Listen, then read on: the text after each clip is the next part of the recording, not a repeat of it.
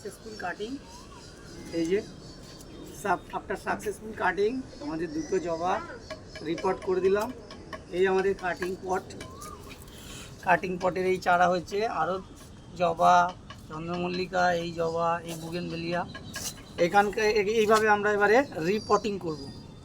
এই গাছটাকে আমরা এই বালি থেকে তুলব। বালিতে বসানো আছে, এই যে বালিতে বসানো আছে, বালি থেকে আমরা তুলব। বালি থেকে আমরা শিকড় সমেত তুলব, খুব সাবধানে।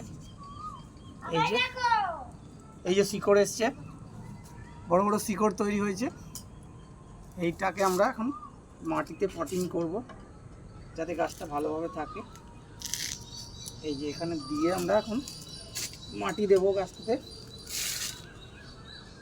এখানে মাটি রেডি করা আছে, মাটি রেডি করা আছে, এই মাটি দেব। গাছটাকে এখন পটে ট্রান্সফার করছি।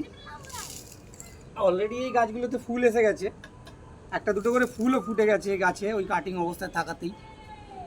এগুলো এখন মাটি দিয়ে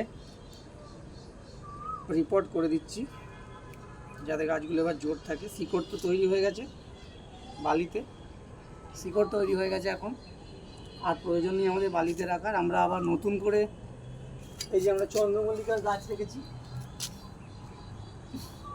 এই যে এই চন্দ্রমল্লিকার গাছগুলো ছাওয়াতে রাখা ছিল, এইগুলো আমরা এখন আবার কাটিং লাগাবো এতে বালিতে, তাই জন্য ওই জায়গাটা ফাঁকা করছি।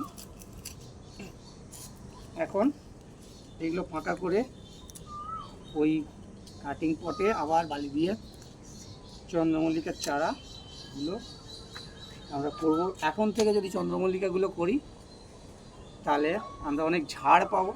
আগের বছরেও দেখেছেন আমার কেমন ঝাড় আলো চন্দ্রমল্লিকা হয়েছিল। এখন থেকে চন্দ্রমল্লিকার কাটিং করলে আমরা ঝাড় ঝাড় চন্দ্রমল্লিকা পাবো, অনেক ফুল পাবো একটা গাছে। ঠিক আছে, এই একটা গাছ এভাবে আমরা পটিং করে দিলাম জবাটা। আর একটা জবা পটিং করব, এই বুগেনভেলিয়াটাও আমরা পটিং করব আজকে, চন্দ্রমল্লিকাটাও আজকে পটিং করব। ঠিক আছে, গুড বাই।